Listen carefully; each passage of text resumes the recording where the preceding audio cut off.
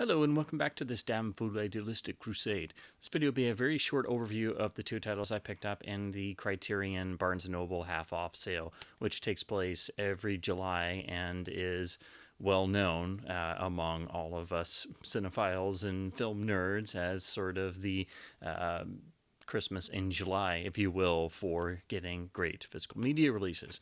So, as usual, it's great to chip away at releases that you haven't gotten yet, and also a great way for extreme savings, particularly on the more expensive titles and the box sets and things. So, as most people would, I always go in and try to at least chip away at a few titles I'm really interested in and focus on the more expensive ones, which is great for the new 4K UHD combo releases. So getting these at half price, you're getting them for $24.99 as opposed to, the $50 retail price. So it's a very great way to make your affordable upgrades for 4K UHD and also future-proof yourself if you're not already doing 4K and Criterion is doing these combo releases. So I don't think there's a reason to not go ahead and get the 4K combo releases, particularly when they're on sale, because it's only a $5 difference comparing it to the standard release.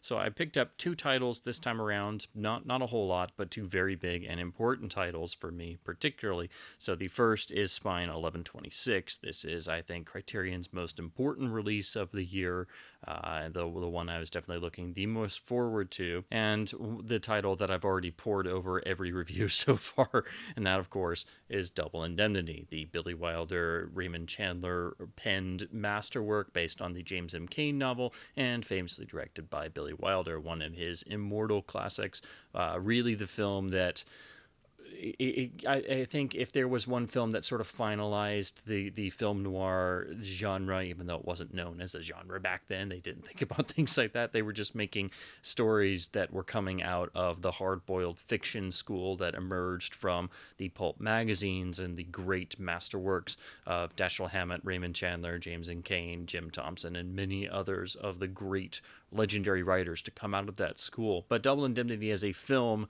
is a completely different experience from Cain's original novel, which is very much, it's very similar to his Postman Always Rings Twice and has a different tone. Wilder and Chandler invest a whole world of experience and a completely different tonality into the film that makes it such an iconic masterwork, and again, really is the film that defined film noir, and everything you expect was really formalized here. And after this point, after this film was such a success and nominated for multiple Academy Awards, other studios started making many more higher grade crime dramas and thrillers and detective films, whereas before this it was sort of hit and miss. So you had Stranger on the Third Floor in 1940 that technically is considered the first noir. You had The Maltese Falcon in 1941, and you had other sort of touchstone films, but for film noir, it really is Double Indemnity that opened the floodgates.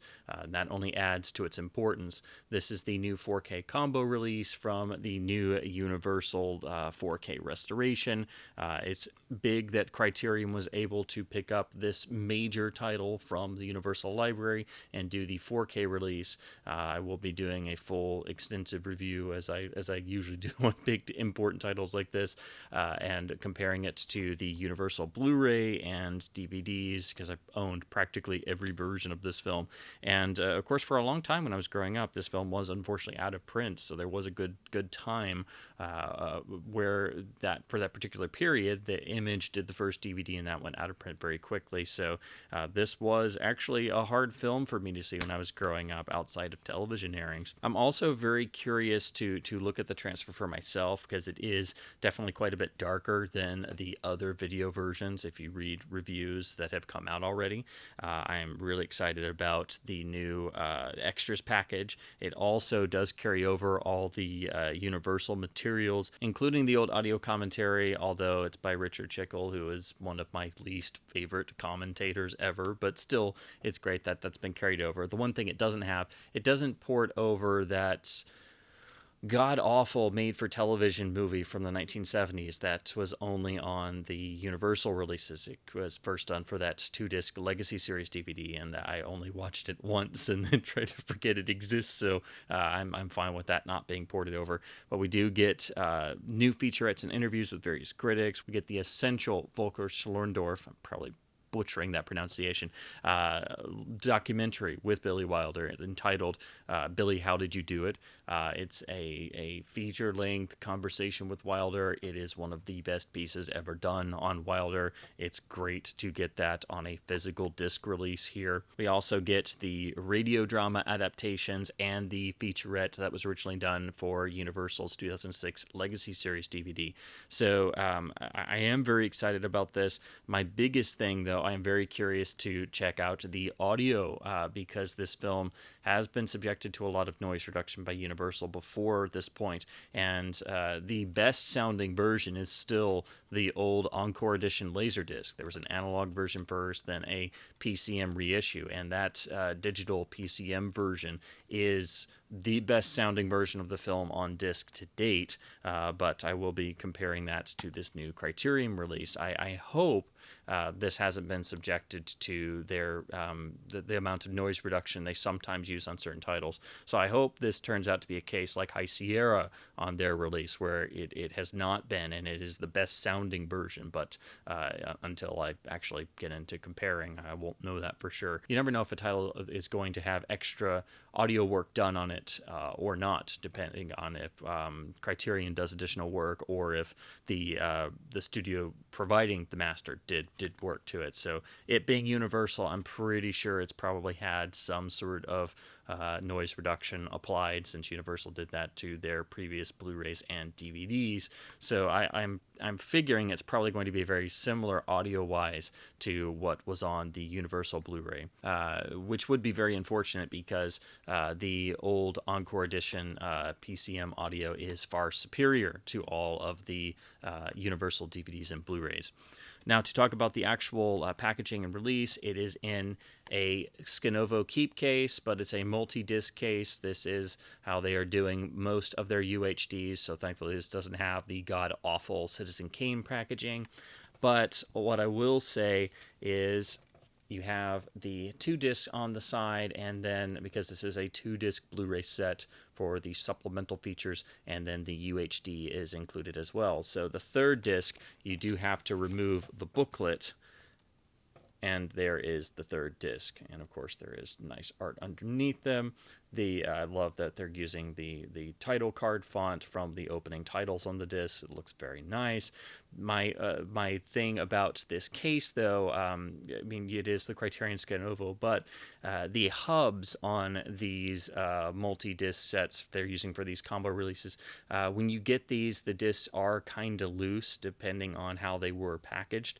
And I know a lot of labels are having quality control issues in the actual production houses and the actual disc packaging. So unfortunately, with both of these releases, when I got them, I always checked for floater discs in the store, but when you open them, the discs were so loose already because these hubs are kind of thin and the discs kind of stick out. So when I opened them, the disc did go sort of flying, unfortunately. This one didn't have any scuff or scratch issues, which can be very problematic in playing back UHD discs. But unfortunately, there was a problem that I am going to write Criterion about, because it does kind of really bug me, and that is on the booklet, which is quite nice looking, and we get beautiful imagery from the film. It is a Criterion fold-out booklet, as is their usual standard. But if you can already start to see, there is some definite wrinkling, and it's very obvious when you first take it out, because it's literally wrinkled like it got wet or got moisture damage at some point.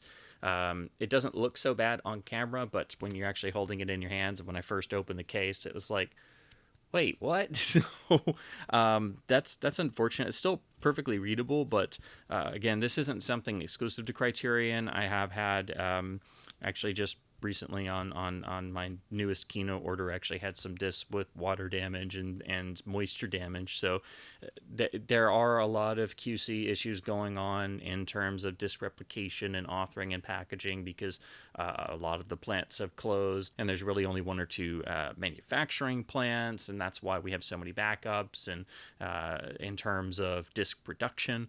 But this was just unfortunate. And then since my the other release I picked up also had some QC issues, I am actually going to be contacting Criterion. I hope I can get a replacement booklet. It's not the worst thing in the world. It's still perfectly readable, but it did really bug me that both of the releases that I got that were brand new, that I did check in the store and got the best looking case, did have problems once I opened them. And in fact, it's so wrinkled it doesn't even really want to fit in the case anymore. I have to sort of struggle to get it back in there. As you can see, it wants to sort of buckle like that. So that is a good reason why, even when you buy boutique label releases, and you always want to open them up and look at it, and also check the actual disc surface, because especially nowadays, with there being so many issues in terms of the actual manufacturing of things, you never know if you just put something out on the shelf and you don't open it for a while, or if you take the plastic off and you, like 3 months later, you put the disc in and you didn't notice it had scuffs on it or something, and then you have playback issues, and then you're like, oh crap, why did I wait 3 months? So it's always a good idea to actually open stuff when you buy it and actually check the contents first. Then the other is, of course, Spine 1130, another Blu-ray UHD combo release that is a 3-disc affair. That, of course, is of the 1971 classic Shaft, directed by Gordon Parks, and the iconic Richard Roundtree lead performance. This is a very special release because it is the new 4K master done by Warner Brothers, and actually includes the film's first sequel, also directed by Gordon Parks, Shaft's Big Score. So this is a double feature release, which gives you extra value for your money, and you get the 4K disc as well with the 4K presentation and a whole host of new extras. This is really great because the Warner Brothers editions have all been bare bones, unfortunately. The Blu-ray of this film was a studio standard Warner release, didn't have any real extras, and the DVD itself goes back to the snapper case era and was really a port of the MGM Laserdisc master. And while it is great to get the second film included, it's unfortunate that the whole trilogy isn't here. They did skip over the much underrated Shaft in Africa, which actually I think is a better film than Shaft's Big Score. I mean, I like all three films very much, but the third film has a cheesy title and premise, but actually is far better than you would expect. So, but you can get, and I think you should get, the Warner Archive release of the sequels, and actually you can get the trilogy set that I have that includes the original Warner Brothers disc of the first film, and also, the other thing is Shaft's Big Score, which is here on disc 2, the encoding is not going to be as good as the Warner Archive disc. So it's nice that they included it, but if you've already got the Warner Archive disc like me, it is a better presentation. It is better encoded, so I would recommend watching the first sequel and the second sequel on the Warner Archive release, and they're also very inexpensive. And plus, you'll need that release for the third film anyway, because it isn't, unfortunately, included in this release. So in addition to including the first sequel in 1080p and having the brand new 4K master with a Dolby Vision HDR grading, we get a whole host of brand new extras, which are really fantastic, because this film has not had a special edition before this point, which is kind of crazy to think. Again, the old releases were pretty bare bones, and the transfer was definitely showing its age. So it's great that we got this, and again, Criterion picking it up means we get all these nice extras, whereas had it been a Warner Archive release, it probably would have just been the new scan only. Really lovely artwork that I really enjoy. Very much fits the film. It has the original mono soundtrack in lossless, and also additionally an alternative stereo remix overseen by Isaac Hayes III. I think the booklet is especially gorgeous. It carries this art design over. Nice wraparound art.